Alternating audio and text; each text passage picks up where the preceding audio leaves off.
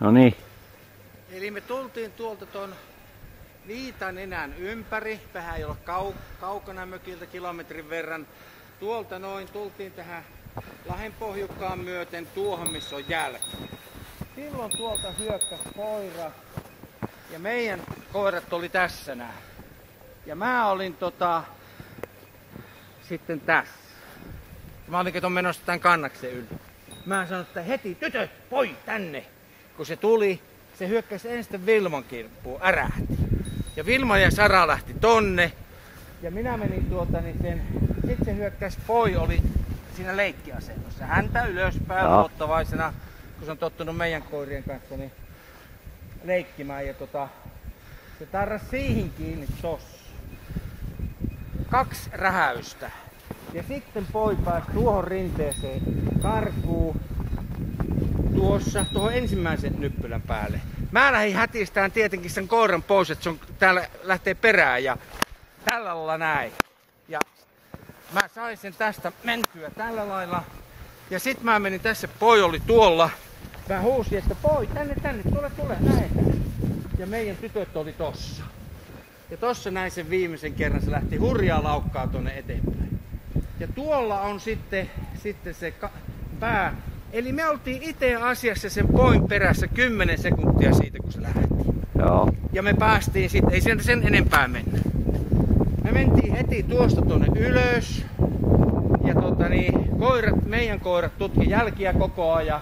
Sitten ne jäi tonne. Sinne se on katos. No sitten me lähdettiin tässä, tultiin tähän paikalle, niin kuin ohje on. Ootellaan tässä sen paluuta. Sitten ruvettiin kiertää enemmän. Tänne voi kiertää tänne näin oikein hyvin. Näkee kaikki paikat tuolta, paitsi ihan keskikohtaa, mutta siellä ei ole jälkiä. Onko siellä louhikkoa?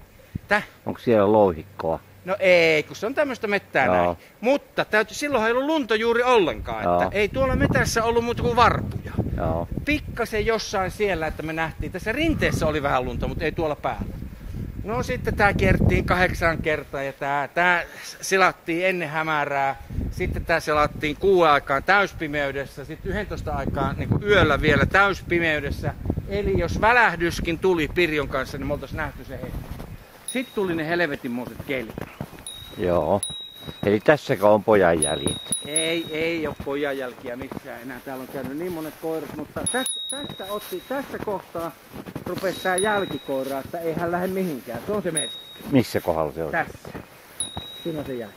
Joo. Että hän jää tähän ja se on se merkki, että se tuntee hajua. Ja ne toimii ihan eri lailla. Ja sitten se lähti tonne. Ja kovaa vauhtia ja suoraan siihen paikkaan, missä poi oli. Aivan se jälkikoirako? Jälkikoira. Niin. Aivan suoraan se paikka, mikä oli. Minä perässä tossa. Ja tossa näkyy hyvin meidän jäljet, vaikka on luntakin tullut. Eli torstaina. Kun jälkikoiraa ei voinut käyttää, kun oli 15-20 astetta pakkasta, niin yli 15 asteen pakkanen, niin sanoi tuolla, että ei hänellä koiralla ole tekemistä. Jäätyy kuono. No okei, sieltä sitten tultiin tänne alas, se tuli suoraan tossa ja rupesi tässä pyörimään, niin mä sanoin, että no mitäs nyt? Nyt se on haistanut, tässä on jäljet. Sanoin, että jos se olisi ollut tuolla, niin kun hän ensin oletti, että se on tuolla, niin se olisi mennyt hirveetä kytiä, sillä on semmoinen 10 metrin vitja. Että siinä saa pysytellä perässä. Ei, se jäi tähän. Ja se oli merkki siitä, että nyt ollaan lähellä. Sitten se lähti tosta Kalusaareen. Tämä on se Kalusaari, mikä näkyy tuolta tie. Tuo on se tie muuten äsken, mistä me nähtiin. Tossa se tuli. Ja tässä niin Kalusaari kierrettiin. Tietenkin sitä on